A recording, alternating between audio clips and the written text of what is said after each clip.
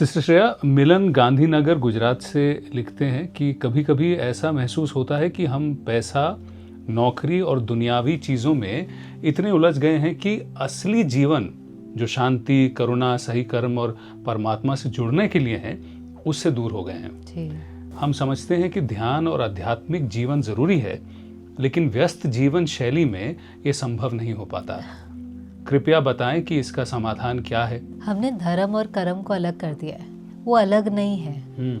इसीलिए जो शब्द अभी यूज होता है अप्लाइड स्पिरिचुअलिटी, जी, क्योंकि वो चीज़ अलग है ही नहीं ना। हमें लगता है धर्म, हमने आधा घंटा पूजा पाठ करी, कोई सत्संग किया, वो धर्म है। फिर दिन भर में हम बहुत व्यस्त हैं, हमें कर्म करना है, हमें पैसा कमाना है, हमें अपनी रिस्पॉन्सिबिलिटीज़ पूरी करनी है। पर वो कर्म हम कई बार गलत तरीक़ों से भी कर रहे होते हैं। अच्छा।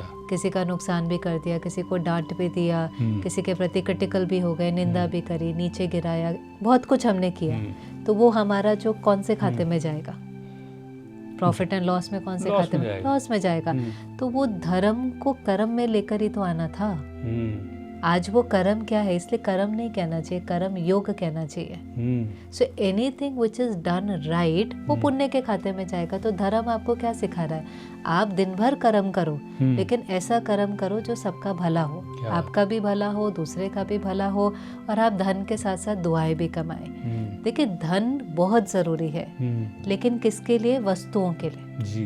अब बिना धन के लिए तो आप कोई चीजें तो नहीं आ सकती सही ना। बात। लेकिन उसकी वैल्यू कहाँ तक है? फॉर एग्जाम्पल, अभी जब नोटबंदी हुई तो जो नोट बंद हो गए, अभी उसका आपको ट्रक भर के भी दे दे, ये लीजिए, क्या फ़ायदा? 1000 का नोट है, आप उसको ट्रक भर के भी दे दे, क्या फ़ायदा है?